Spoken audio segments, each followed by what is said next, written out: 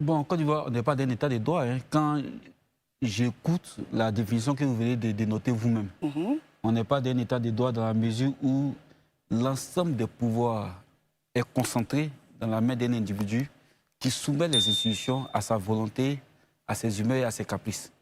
Donc, je pense que nous ne sommes pas d'un état de droit en Côte d'Ivoire. M. Okora, votre point de vue? Je pense que nous sommes tous Ivoiriens. Heureusement que nous avons des regards indépendants donc, qui nous jugent, qui nous regardent. Je crois que depuis 2011, à l'arrivée d'Alassane Ouattara, vous savez tous qu'on a eu, on a hérité d'un pays qui était totalement désastreux. L'état de droit avait foutu le camp, c'était les exécutions extrajudiciaires dans notre pays. On peut citer des cas célèbres tels que l'assassinat du général Robert Gueye, où il a été accusé sur la base d'accusations. Il a été assassiné, également sa femme, plusieurs personnalités. Il n'y a eu aucun début d'enquête. Ça, ce n'est pas un état de droit, mais c'est un état sauvage.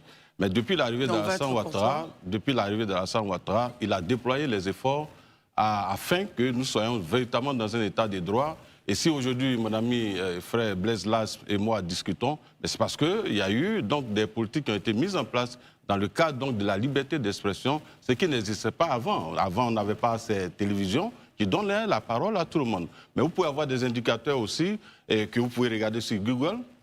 Lorsque nous arrivions au pouvoir, en termes de liberté de presse, nous étions à la 155e place. Aujourd'hui, nous sommes à la 53e place au monde, sur 180 pays selon Reporters sans frontières.